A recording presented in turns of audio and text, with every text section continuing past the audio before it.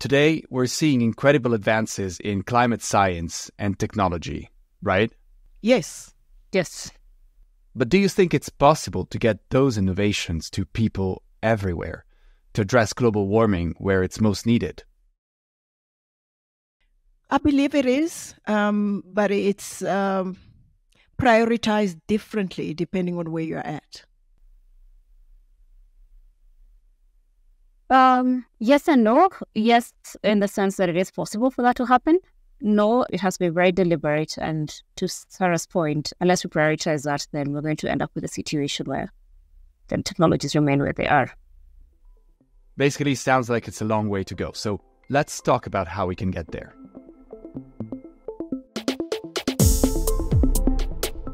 Welcome. This is On Thin Ice, a podcast by Iceworm Media in partnership with the Bali Peak Outlook Foundation.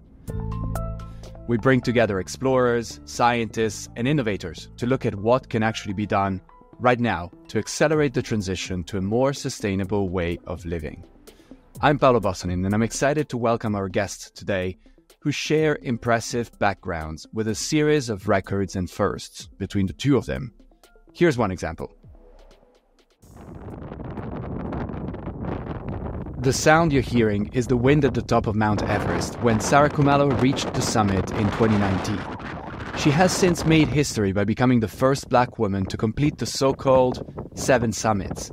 That means she climbed the highest mountain on each continent. Sarah climbs to raise funds for philanthropy, in particular for education projects. Welcome to Thin Ice, Sarah. Thank you. Thank you for having me on your platform, and I'm looking forward to our discussion. Sarah, how many years did it take to complete the 7 summits, and how do you feel about it today? Yeah. It actually took me 11 years. I completed it in my 11th year. It's been a roller coaster, except for Everest. I summited every one of them first time. Everest was the one that I had to attempt 4 times. It's a journey that's shown me how you don't really climb mountains so that the world can see you, but so that you can see the world. I've learned so much through this journey, and I've been able to realize that the world still has a long way to go to ensure that there's representation in every space. It's also given me a gift to be able to use my platform to make a difference in my world. Looking forward to hearing more about your climbing feats in just a bit. Let me first welcome your co-guest, Bilha Ndirangu. She is the CEO of Great Carbon Valley, which announced it would build Africa's largest direct carbon capture facility in partnership with Climeworks of Switzerland. Bilha is an electrical engineer who trained at MIT, with a track record of leading climate tech programs on the continent. Thanks for being here, Bilha. Thanks, Paolo. I'm looking forward to the conversation, and this is a really timely conversation, just given where we are, so thank you again for the platform. Now, let's get into our main issue today.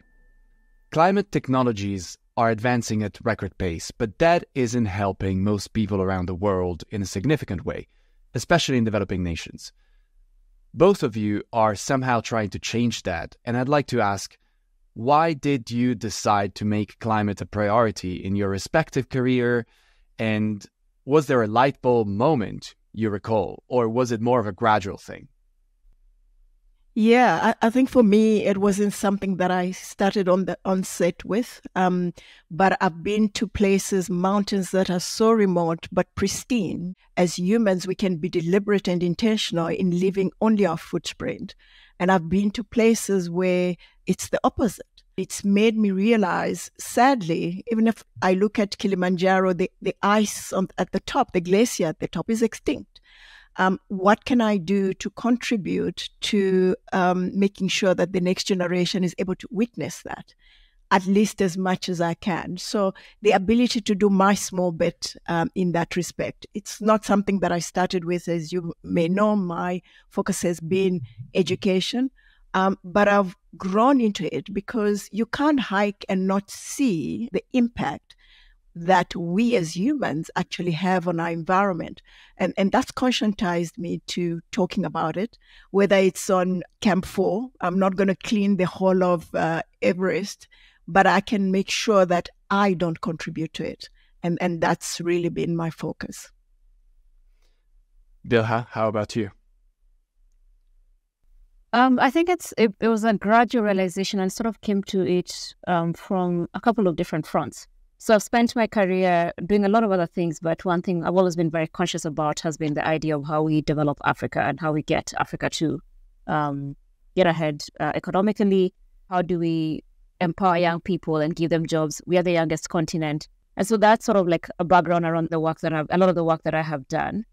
And in the process of that, came to the realization, two things. One, climate is probably going to be one of the biggest challenges, even not the biggest challenge, our civilization will face. But then interestingly, Africa actually can offer solutions to the climate problem. And so in a weird twist of fate, it's almost this idea of being able to solve two major challenges, provide some of the solutions that will be needed to fight climate. So whether it's things like renewable energy, storage of carbon, which I can speak to a lot more later, we can actually have those investments happening in Africa and have job creation and economic transformation happening at the same time, because you can have Africans getting in and becoming the solution providers to this problem. So it was this interesting coming together of two things, which is a really big problem we need to solve. When I see the droughts happening in our countries, when I see the fact that Kenya, for example, which is my home country, we're just coming off a 5-year drought period, like the worst droughts we've ever had. We know we need to solve for climate.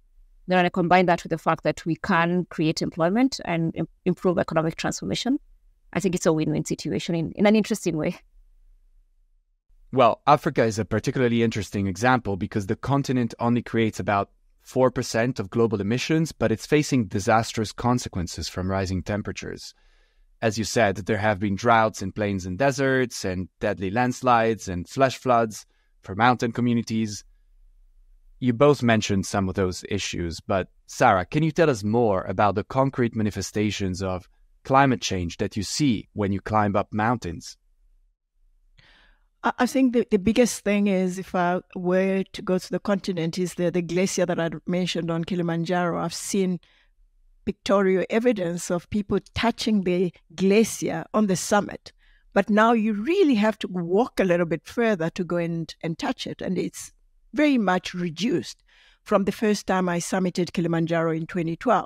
If I go to Nepal, as an example, you can see the change in that glacier. It's receding. So there is definitely evidence that's out there, apart from obviously what has been mentioned in terms of the heat, which seem unprecedented. I mean, I can't train anymore in the middle of the morning because it's too late. It's just too hot. I have to start much, much earlier than I did previously. So it's real. But the question is, how do we get people that matter to take it seriously? And how do we make sure that it's a priority as opposed to other pressing issues that communities are facing? They are hungry. Are they connecting that hunger to, to climate change? And I think we have a lot to do in order to get to that point where people consciously are recycling. But one of the things that I find exciting, at least in my community, is I can see that people, because if they pick up certain bottles, they assort them, they can put food on their table. They're doing that not because they are conscious of climate change, but they're contributing to actually recycling and contributing positively. So that's kind of exciting, effectively. But the last thing is my kids and a lot of kids that I see around, they're a lot more, whether woke is the right word, they're a lot more conscious about what needs to be done. That's super exciting for the next generation. Thanks, Sarah. At this point in the podcast, please allow me to just say a word about our partners at the Bali Peak Outlook Foundation. I saw them in action in the Everest Valley last year, and I was impressed by all the work they were doing to clean up the mountains and help make tourism more sustainable in the region. I later discovered that they had several other projects around the world, and they're very serious about taking action for climate. Now, back to our discussion. We were talking about solutions, Bilha, and I'd like to turn to you to dive into how technology can help. You mentioned that Africa is part of the solution for the rest of the world. What do you mean? And also, can you give us an overview of the technologies that you think can really jumpstart a green transition in Kenya and elsewhere?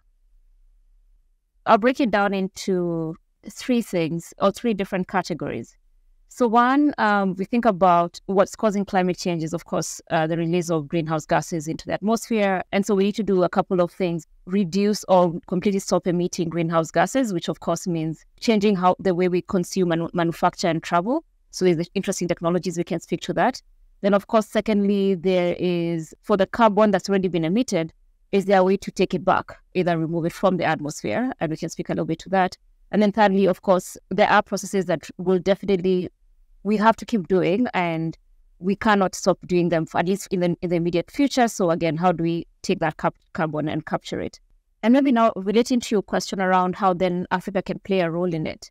When I think about the first bit, which is how we reduce or stop emitting carbon, one of the biggest thing or one of the biggest causes around why we find ourselves here is just our sources of energy.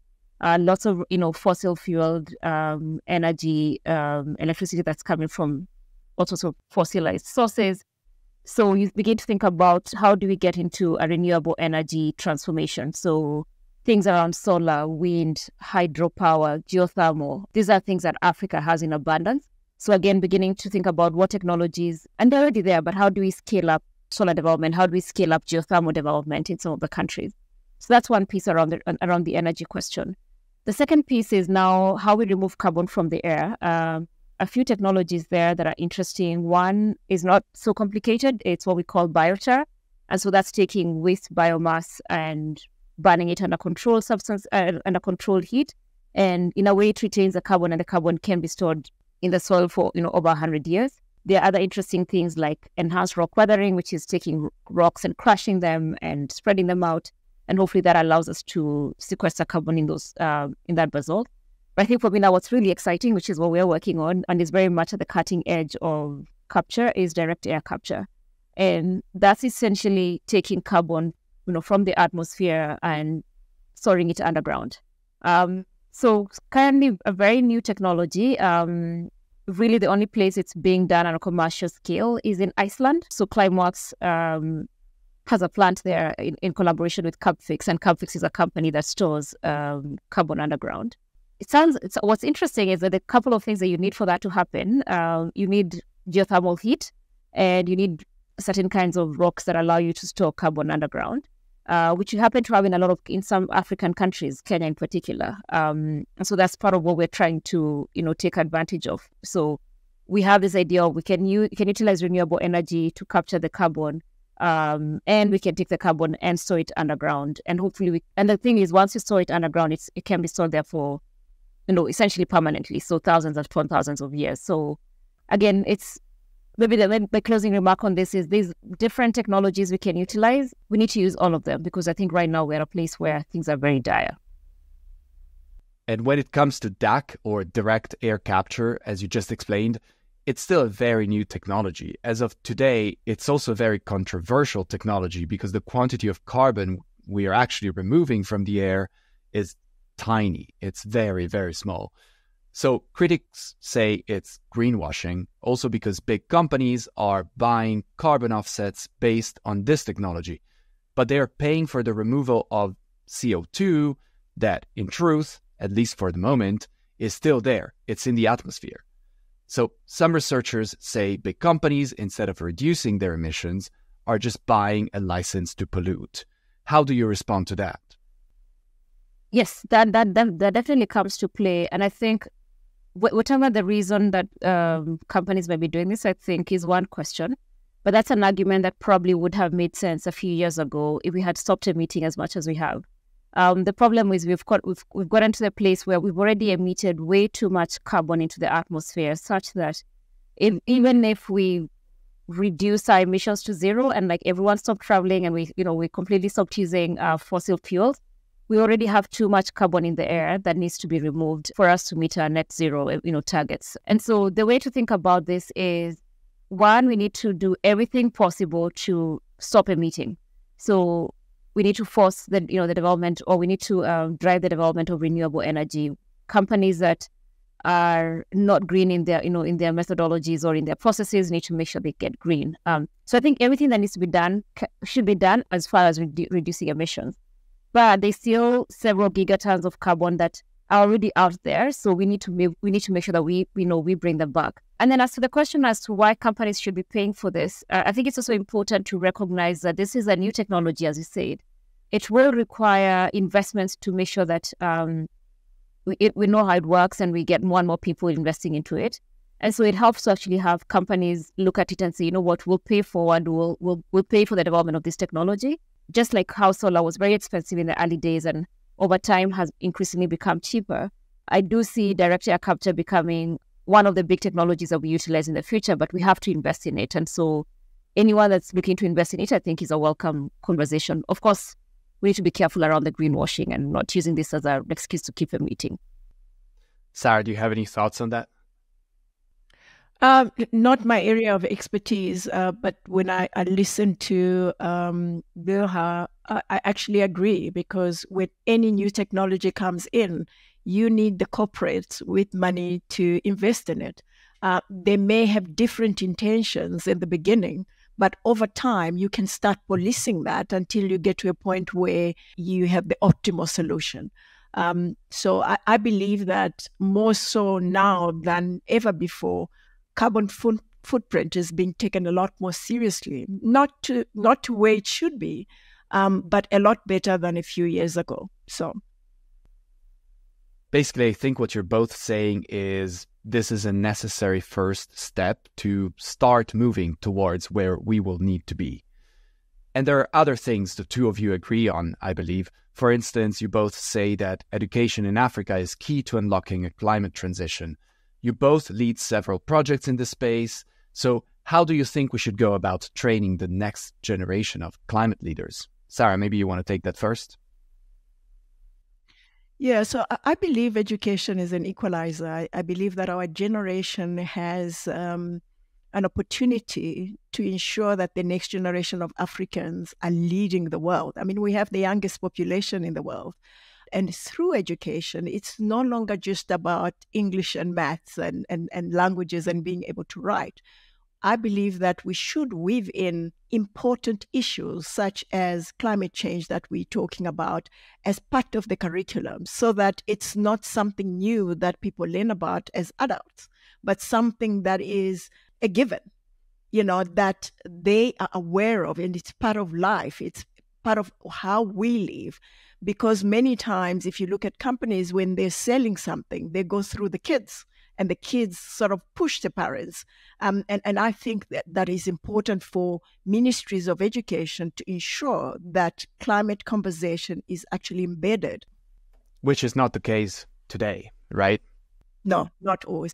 And in fact, even I was in a conversation where we're talking about how teachers are uncomfortable to teach about climate change because they either don't have the knowledge or they superficially know, something about climate change.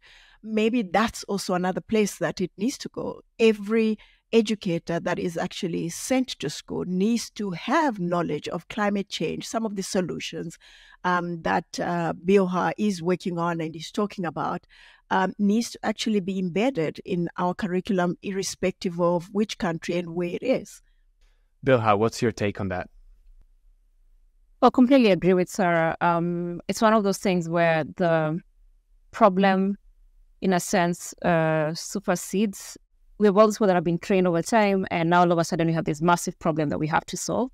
We can't wait until the kids who are entering school right now graduate 20 years from now for them to start tackling climate. So we need to think about how does it take, what's needed for us to quote unquote mainstream green curriculum into a primary or, grade schools and high schools. That's important so that these kids are aware, know what to do as they're coming out, and also think about careers that are focused on climate action.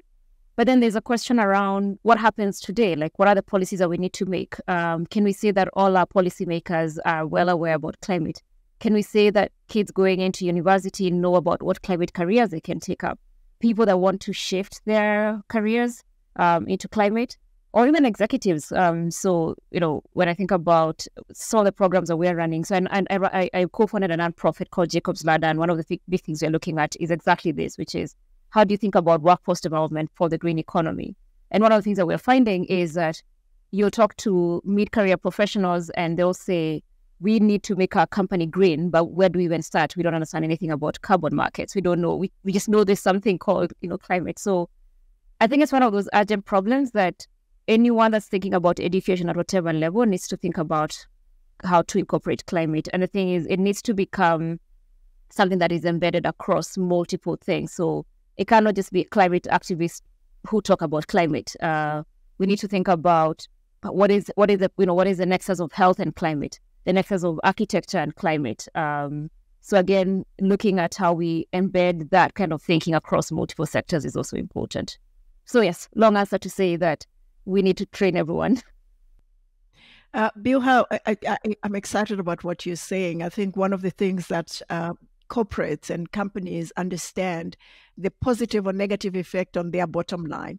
I think at some point we need to start seeing how the direct impact of what they're doing to the climate on their bottom line.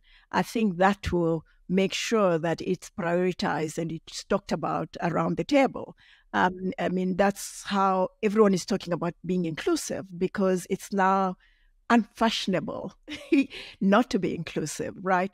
And I feel that maybe it shouldn't be something that we just want people to know of, and it's cool to be part of it, fantastic, but how is it actually affecting your bottom line needs to be something that we look at strategically. As to how climate is actually affecting companies' bottom lines, do you have specific examples in mind? It affects different companies in different ways. One is, so I think about where I'm from, which is Kenya. As I mentioned earlier, we're just really, we're just getting off a 4 or 5 year drought. So you can imagine any company that was dealing in agricultural products or insurance or that kind of stuff was quite affected.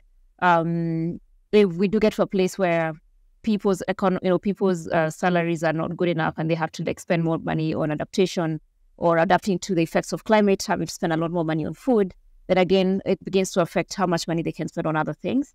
But I think there's a more interesting bit, which is, and I think this becomes more interesting as either regulations begin to take into account or people begin to demand for greener products. And we're seeing this especially with younger people. So younger consumers being a lot more aware around what's the carbon footprint of things they're consuming. So whether or not you like it as a company, you hopefully have to begin to look at this and say, if I need to begin to sell to this new generation of consumers, then I need to make sure that I am green while it's reducing the carbon footprint. So I think there's pressures from different ways depending on which company we're talking about. Right. And of course, there's a wide range of configurations and scenarios. Sarah, going back to education, you have used your climbing expeditions to fund education programs. How do you go about that? How do you find resources to invest in nonprofit ventures and other initiatives? So I'm a CEO of Summits with a Purpose, and the nice thing that I say, why just climb and take a selfie when you can climb and make a difference? So going through these remote places and standing at the peak of these mountains is attractive to any companies. So I pay for my own climbs, and I go to them and I say, please, I'll take your brand with me. In exchange, help me build a library in this community. I initially started with Mandela Libraries, which is converting old containers into libraries and using the Rotary and Soul Buddies to put in books and a reading system. Over COVID, I realized that as we were all locked in, some of the kids in the villages were really locked out. There was no Zoom, Teams, there was nothing for them. So I've evolved, and now I'm doing digital libraries where we're saying that we need to bridge the digital divide. I think companies always look at what's in it for them. I'm becoming their ambassador, so to speak. I'm going to climb anyway. If I can take their brand with me, they can help me make a difference in communities, because that way we're able to churn out youths that are educated, that don't necessarily need to go to crime. And we're ensuring that the next generation is well equipped to lead the world on the continent. So I have built 16 libraries in South Africa. I've raised money for a library in Namibia. And my big dream is to build at least one library in every country on the continent. which is exciting. Big, crazy, but possible. So one of the things that we're looking at is how can we bring in climate education. So we're putting literacy and numeracy, but we've also started looking at sex education and climate education as apps on these tablets that we're giving the kids. But we are a long way to go, but I'm knocking on every door where it's possible. And I think that will be my way of contributing in that respect. Well, I think you know a thing or two about perseverance. The way you put it is you went from the township to the top of the world, right? And I believe you faced a number of obstacles along the way. Even if we take Everest as an example, you had to go back 4 times before you were able to summit. So can you sum up just how complicated that was and why? So the first expedition was 2014 when a Sirac fell in the Khumbu icefall and buried 16 Sherpas, and the mountain was closed. If there was ever one of the times that I could have given up, it was then. I was quite a novice climber. I was encountered with people that assumed I'm Black, I'm female, I must be going to Everest Base Camp. I can't have the same ambitions as they do. And this happens, and people that are more experienced than me lose their lives. So I questioned myself. I came home, but I also realized that I was saved for a reason. I needed to go back. It wasn't just about education. Representation also became important. 2015, I went back. I was between Camp 1 and 2 when we were hit by an earthquake of magnitude 8.3. That killed almost 9,000 people in Nepal. I think we lost about 22 people at Everest Base Camp. During that time, once again, the mountain was closed, not just on the south side, but also on the north side.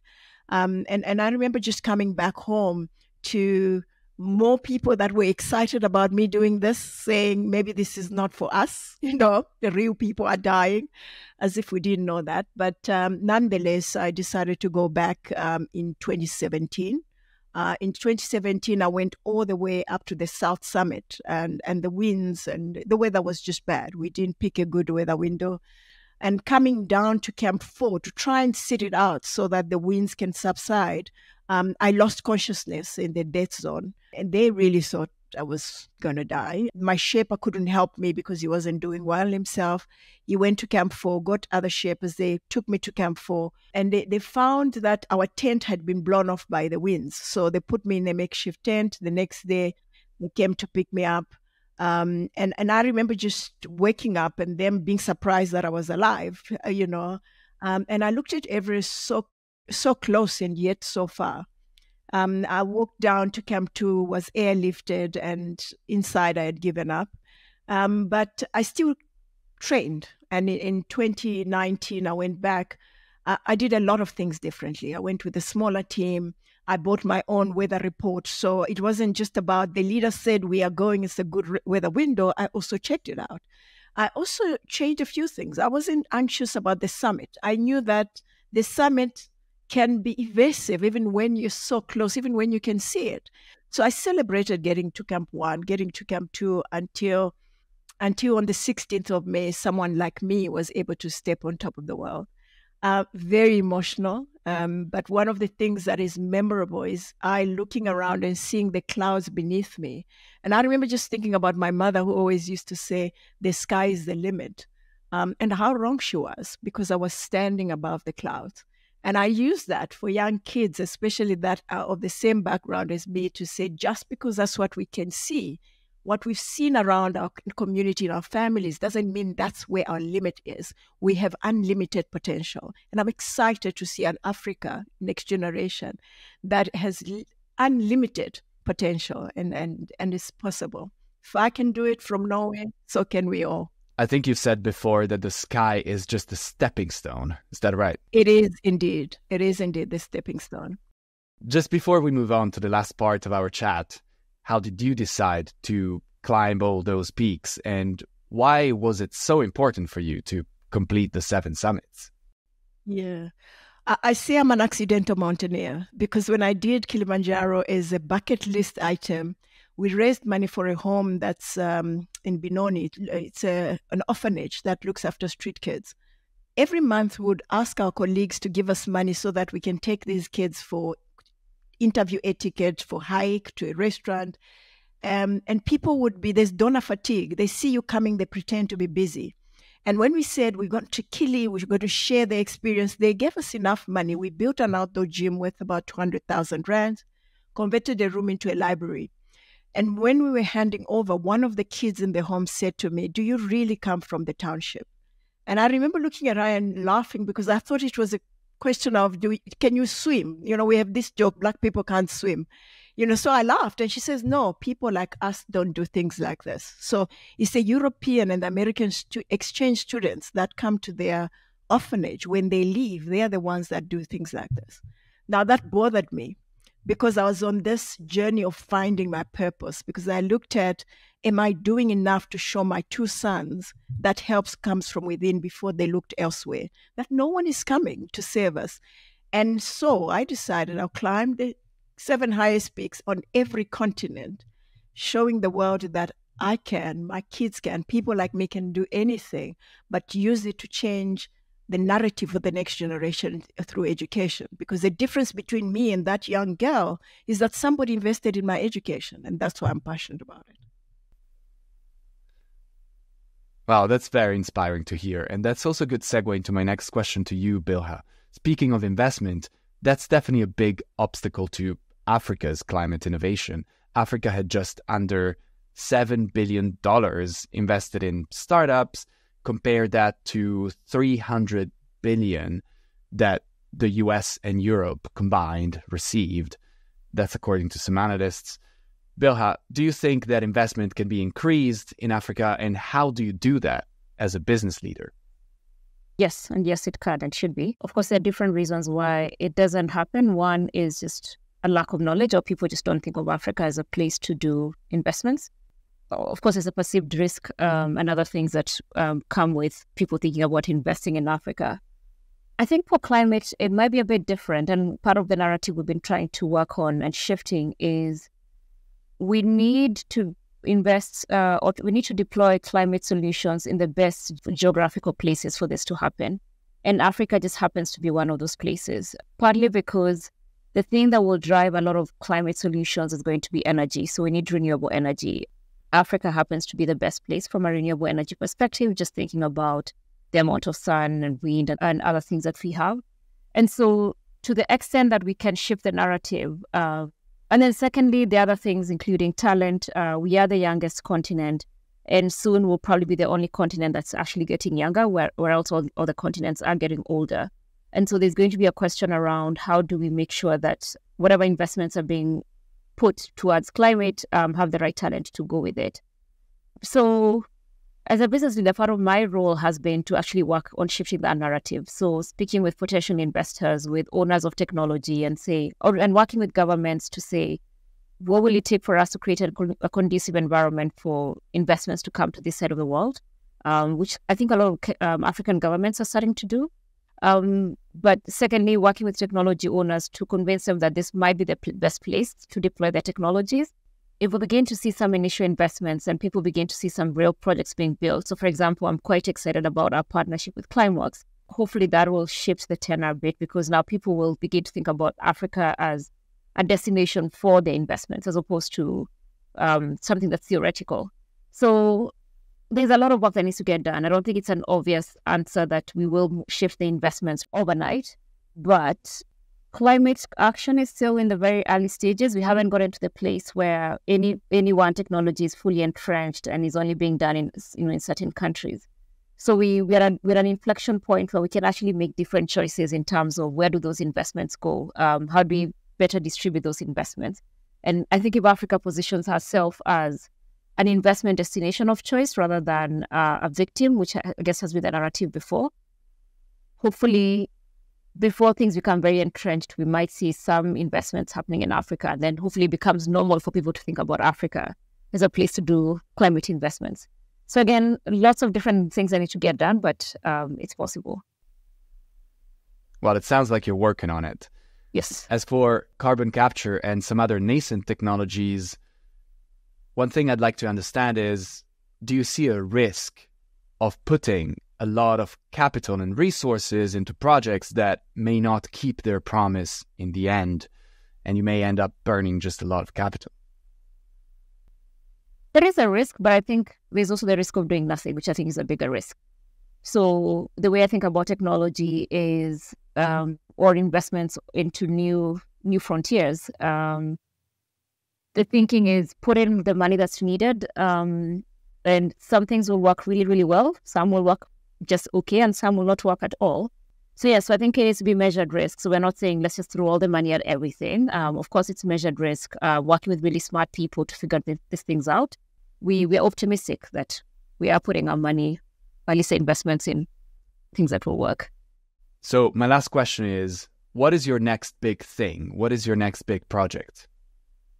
So it's a big question. I think when I think about the work that we're doing, it's, of course, it would be great to get direct air capture happening. So, of course, Climeworks is a big one, but also seeing what other dark companies we can bring on board.